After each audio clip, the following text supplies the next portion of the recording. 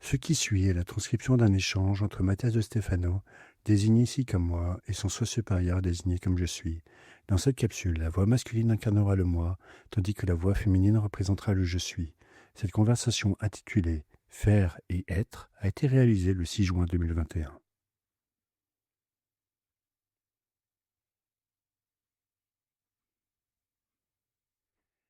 Et en parlant de construire et de détruire, que se passe-t-il si je décide de ne rien faire ? Je veux dire cette philosophie bouddhiste qui consiste à ne pas intervenir, à rester silencieux, passif. Est-ce que je romprais ainsi avec cette dualité créatrice ? De nombreux chemins peuvent nous mener à comprendre cette dichotomie productive. Essayons de saisir le concept de ce que signifie adopter une attitude active ou passive. Actif vient de action, du fait de se mettre en mouvement, et donc de réaliser un acte qui mobilise une énergie. Cette action produit une réaction qui modifie l'environnement, car les forces en jeu chercheront à retrouver la stabilité en se réorganisant différemment. Nous pouvons ainsi comprendre ce que signifie réaliser une activation, c'est-à-dire mettre en œuvre les forces nécessaires pour obtenir un résultat externe. Donc, quand je parle d'activation, je fais référence au fait que ce que nous sommes sur le point de faire implique de mettre de l'énergie de notre part, de manifester une attitude qui génère volontairement un changement dans l'environnement ou dans ce que nous faisons concrètement. C'est exact. Une activation est l'acte de mettre en place une action pour produire une réaction. C'est le contraire de la vision passive. Ce mot vient du supine, de pati, passum, qui signifie qui souffre ou supporte, pâtirait, souffrir. Le point de vue passif est celui de celui qui subit le poids de la réaction, qui n'a rien fait pour recevoir ni générer de force, et pourtant le mouvement de l'autre le force à se transformer. Donc passif n'est pas celui qui n'agit pas ou qui adopte une position passive face à une circonstance, mais celui qui subit les conséquences de celle-ci sans avoir pris aucune attitude à cet égard. C'est exact. Voyons cela d'un point de vue plus positiviste et spirituel. L'aspect passif d'une action est ce que tu appellerais la méditation. Pourquoi en méditation on ne souffre pas ? Pas selon la conception que tu as de la souffrance, mais on devient bel et bien passum. Humainement, tu interprètes la souffrance comme de la douleur, de la peine, de l'angoisse. Cependant, conceptuellement, la souffrance consiste à porter le poids sur soi-même. En méditation, ce qui se passe, c'est que l'action ne s'oriente pas vers l'extérieur, mais vers le centre, ce qui fait que les forces externes se tournent vers soi, et, en méditation, on trouve les réponses au poids et aux conflits externes. Vu sous cet angle, l'action passive de la méditation n'a rien de mauvais. Non, mais le problème est que tout le monde ne médite pas, mais s'inquiète. Il existe une autre dichotomie que nous appelons s'occuper et s'inquiéter. Celui qui s'occupe entre en action. C'est celui qui se lance pour prendre les rênes de la situation, tandis que celui qui s'inquiète prend les rênes avant que quelque chose ne se produise, dans l'invisible et l'impraticable. En général, tirer les rênes de sujets qui ne sont pas encore réels mène à la souffrance. C'est là que réside l'idée de passif, car on reçoit le poids de quelque chose d'inexistant sur lequel on ne peut pas agir. Oui, j'ai tendance à beaucoup m'inquiéter, jusqu'à ce que je médite. Mais alors, qu'est-ce que ce serait de ne pas agir ? La neutralité. Alors que le passif et l'actif renvoient au négatif et au positif, le neutre est ce que tu considérerais comme de l'inaction. L'inaction est simplement la négation de l'action, son inexistence, et implique donc de rester statique, car l'action est mouvement, puisqu'elle implique de l'énergie. La neutralité est le concept de ne pas agir dans l'actif, ni recevoir dans le passif, mais de rester en marge, en tant qu'observateur. Est-ce possible? Difficile, mais pas impossible.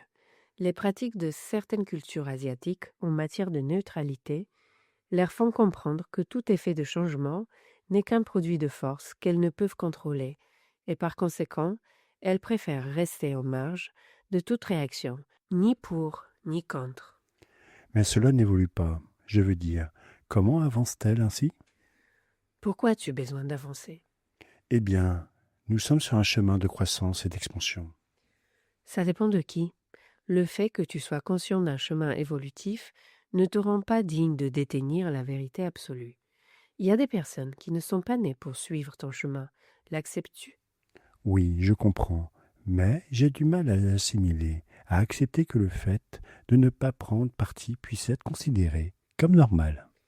Prendre parti nous place dans une position duale, polaire, de lutte, de création et de destruction. La vision de nombreuses cultures, surtout les cultures occidentales, européanisées, a insufflé au monde la connotation de l'effort, du travail, du mérite, comme source d'action réelle, tangible, pratique. Mais cela ne doit pas nécessairement être pareil pour tout le monde. Ce qu'une forme fonctionne pour toi ne signifie pas que d'autres n'aient pas pu trouver une manière différente. Tant que l'une n'empiète pas sur la liberté et les droits de l'autre, il n'y a pas de problème pour l'univers. Donc quelqu'un pourrait tranquillement faire la différence en restant neutre? Pour être neutre, il faut trouver l'équilibre entre exercer une force et être dans la force. Qu'est-ce que cela signifie? La dichotomie de l'action, faire ou être. Le mot faire provient de la même étymologie que to do en anglais, bien qu'ils aient une consonance différente. Ils proviennent du même arbre, de l'indo-européen de, qui signifie mettre, mettre de l'énergie, mettre de la force, se mettre en action, mettre de la volonté. Le concept de faire nous apporte la base de toute action, qui est de mettre et de disposer. En tant qu'être existant, nous faisons tous des choses, c'est inévitable. Notre simple respiration est une action. Elle implique de faire quelque chose. They manifeste l'intention de faire, qui intègre la volonté et la conscience dans l'équation. Concentrer son attention sur quelque chose ou déposer ses énergies pour générer un mouvement. Et d'un autre côté, être ou se laisser être. Être en rapport avec le fait de rester immobile ou d'être à un endroit est un verbe qui vient de sta, qui signifie se mettre debout, ce qui a donné en anglais stand, stare, state and stay. En espagnol, les modes estabilidad, estado, estable, estático décrivent ce mot, qui est le contraire de passer à l'action, mais plutôt de rester immobile. La stabilité est quelque chose que l'univers recherche sans cesse, dans son chaos expansif et anthropique. Ainsi, bien qu'elle soit à l'opposé, elle en est le complément parfait. Se mettre debout ou passer à l'action sont les deux forces du mouvement universel. Il faut donc faire et être en même temps. Être, c'est ce qui te conduit à l'être, à te trouver, à te positionner et à te situer dans le temps et l'espace, à trouver un axe. La stabilité est nécessaire pour pouvoir façonner la personne que tu es. Et ce n'est qu'à partir de là, de ton point de vue, que tu pourras agir, faire, disposer du point d'appui, à partir duquel tu peux agir, mettre en œuvre tes intentions et ton énergie, ta volonté. Le problème survient lorsqu'il y a plus d'aspects stables que d'aspects en action, ou plus d'aspects en action que d'aspects stables. Ça me rappelle ces images de travailleurs où un seul fait tout et les autres regardent.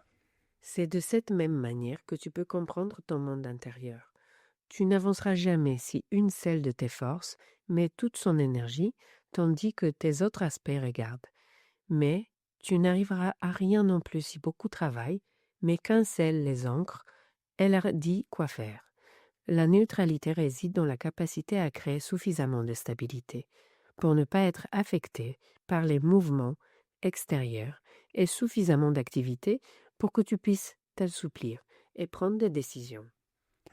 Parfois, agir me semble très compliqué dans un monde qui nous maintient dans la passivité. C'est épuisant, dans bien des cas, de faire des choses pour lesquelles les États et les systèmes ne font que nous retenir afin que nous ne grandissions pas.